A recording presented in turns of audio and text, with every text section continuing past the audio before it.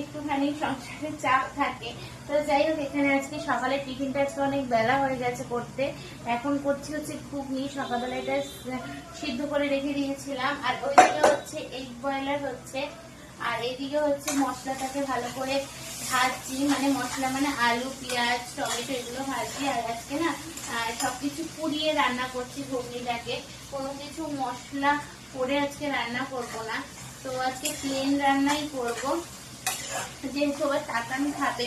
আজকে টাটানকে ব্রেকফাস্টে বিস্কিট আর জ্যাম দিয়েছিলাম দুটো।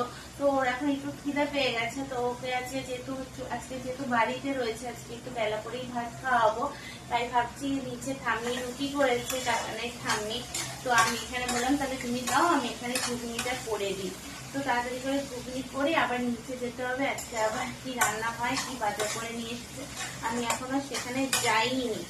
তো এখন তাড়াতাড়ি করে নিচ্ছি, করে আবার সকালে পাপা আবার খাবে, খেয়ে দিয়ে ওর আবার দরকারি কাজ আছে সেগুলো করবে।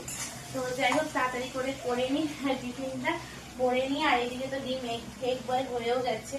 আর এইটা না খুব ভালো, এটা হচ্ছে আগারোর, মানে সত্যিই খুব ভালো। নিজে নিজেই হয়ে গেলে নিজে নিজেই ব্লু কালারটা অফ হয়ে যায়, কোনো টেনশন থাকে না।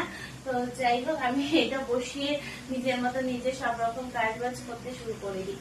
তো চলুন সঙ্গে থাকুন, আমি কাজ করে নিই, আবার পরে কথা হবে। Bye, tata.